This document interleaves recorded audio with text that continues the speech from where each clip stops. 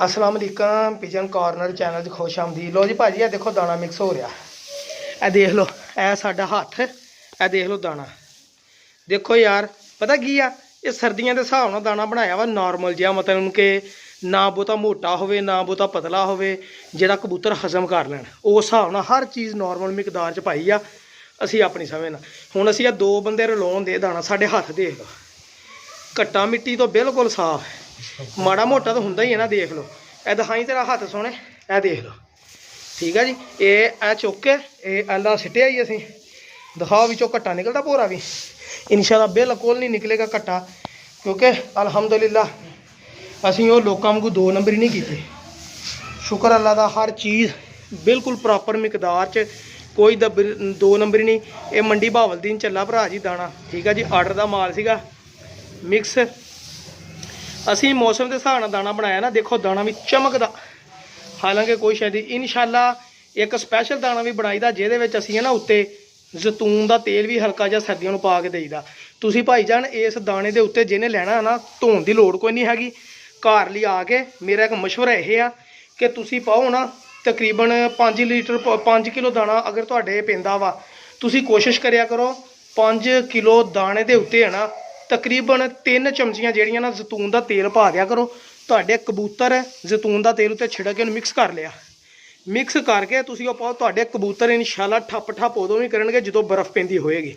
ये तुहानूं एक खसूसी मशवरा ही हो मेरे भरा दा। ए देख लो, ए दाना माशाअल्लाह, अगर कोई कमी पेशी हैगी आ तो मैनूं दसो मेरा भरा, कोई चीज़ की कमी पेशी नहीं की। इंशाअल्लाह मोठ मटरी मक्की ब्रीडर जोड़े वाले भी परवाजियां वाले भी हर चीज़ विटामिन नाल पूरी है अल्हम्दुलिल्लाह। दाना मैं तुहानूं गारंटी ना कहंदे, देखो असीं दाना बनाउंदे, साडे हत्थ पैर कोई शै नूं घट्टा मिट्टी तुहानूं नज़र आवे तो जो डन को देखो दाना जिद्दां मर्जी सिट्टो। अल देखो कोई कख भी निकलदा नज़र आउंदा तुहानूं, उड़दा भी दाना नज़र आउंदा? इंशाअल्लाह नहीं आएगा।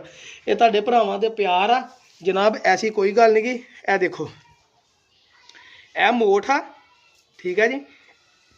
ए सामने मोठ, ए कणक, ए देखो ए मक्की, ए सूरजमुखी, ए खूरतम ते ए बाजरा। ज़्यादा चीज़ां असीं पाईयां नहीं गियां, मौसम के हिसाब नाल असीं जिहड़ी चीज़ बनाउणी सी ओह असीं बनाती आ। ये इंशाअल्लाह मंडी बहावलदीन मलकवाल ते फैसलाबाद च झंग रोड ते एक दोस्त आ, उन्होंने असीं भेजन लगे अल्हम्दुलिल्लाह दाना, तो यह मिक्स कर लिया असीं। यही साडा दाना वा भरा जी, यही मिकदार वा, कोई अल्हम्दुलिल्लाह दो नंबरी नहीं, बेईमानी नहीं। तो तुहानूं इदां दा दाना इंशाअल्लाह ना असीं दे रहे हैं, चलो मिसाल के तौर पर 60 रुपये किलो तुहानूं पै रहा वा, लेकिन इंशाअल्लाह एडा साफ सुथरा दाना। मरई विच एक शै तुसीं मैनूं दस्सा दो, कणक तो लग के ये जिहड़ा कूड़े का छट्टिया दाना नहीं गा, लोकी पाउंदे कूड़ियां दा छट्टिया दाना, एक शै विच तुसीं मैनूं दस्सा दिओ जिहड़ी शै तुहानूं ना। मक्की देख लो किद्दां चमकन दई, ये मक्की भी असीं महंगी लिआंदी, 2000 रुपये मन वाली मक्की आ, सही आ। तो यह सूरजमुखी देख लो, कणक देख लो, यह कणक वो आ जिहड़ी असीं है ना उन्होंने ये आप खाई दी पीण करके चक्कियां दे विचों वाश होई तो घट्टा मिट्टी निकलिया, वो कणक आ जी माशाअल्लाह। छटी हुई कणक आ, असीं ओही लिआई दी आ। 1750 रुपये मन कणक होई आ मेरा भाई, साडा 100-200 रुपये ना कोई फर्क नहीं। असीं ये खिदमत करन दे दोस्तां दी कबूतरबाज़ां दी, ताकि एडे एडे महंगे परिंदे आ, लखां दे परिंदे लै लीदे आ, 10 रुपये के दाने बदले असीं बहस करी दी आ। उदां 40-50 रुपये लिया के गंदा दाना पाई दा, साफ सुथरा दैन लेन दी हिम्मत नहीं भरावा। कार्गो चार्जिज उन्होंने दिते आ जी, तकरीबन कोई 350 कार्गो चार्जिज आ, तो कुछ भाई खुशी नाल दे देंगे, यार आ लो तुसीं 500 रुपया रखो कार्गो का भेज दो। बड़े दोस्तों ने इदा किया, ठीक है जी। ए मेरा भरा दाना फिर देख लो तसल्ली ना मेरा भाई, देखो ए दाना असीं पैक करन लगे तो इंशाअल्लाह हुण चलियां कार्गो। बहुत मेहरबानी, शुक्रिया दोस्तों के तावन दा। अल्लाह हाफिज़।